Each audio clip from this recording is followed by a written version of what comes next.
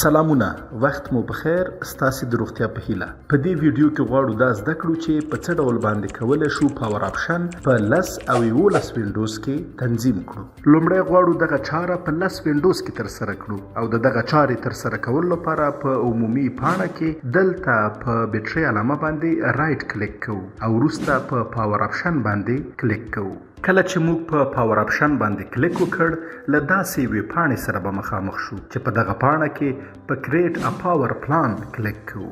کله چې په دغه برخه مو هم کلیک وکړ موږ ته به دا بله پاڼه پرانیستل شي. په دغه پاڼه کې په های پرفارمنس باندې کلیک کوو او لاندې په کوم ځای کې چې پلان نیم لیکل شوی دی کولی شو د خپل پلان نوم په هر ډول چې غواړو ولیکو چې موږ په دغه برخه کې بیسټ پرفارمنس لیکو. کله چې پلان نیم مو ولیکه په نیکست باندې کلیک کوو او کله چې دغه پاڼه پرانیستل شوه ټولې برخې په نور باندې بدلوو.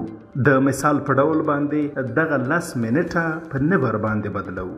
همداراز دغه بله برخه هم نور ته اړوو او باید دغه ډاډ ترلاسه کړو چې دغه څلور برخې ټولې نور ته بدلې شوي وي.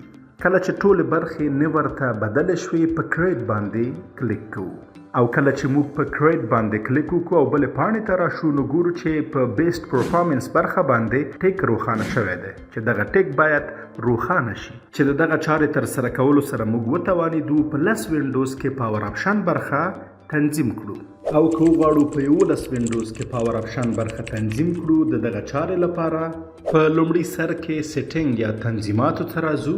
کله چې د تنظیماتو عمومي پاڼه پرانیستل شوه په دغه برخه کې په پاور باندې کلیک کوو او کله چې موږ په پاور باندې کلیک وکړو له داسې یوې پاڼې سره به مخامخ شو چې په دغه پاڼه کې به په پاور موډ برخه باندې مخامخ په بیلانس سیټ باندې کلیک وکړو او کله چې په دغه برخه باندې مو کلیک وکړ په بیسټ پرفارمنس باندې به کلیک وکړو او دغه برخه به انتخاب کړو چې د دغه چارې ترسره کولو سره موږ وتوانېدو په 11 وینډوز کې هم پاور آپشن تنظیم کړو.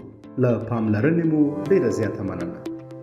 برای معلومات بیشتر می توانید به گروپ تلگرام اگزکت، به چینل یوتیوب اگزکت و همچنان به وبسایت اگزکت مراجعه نمایید.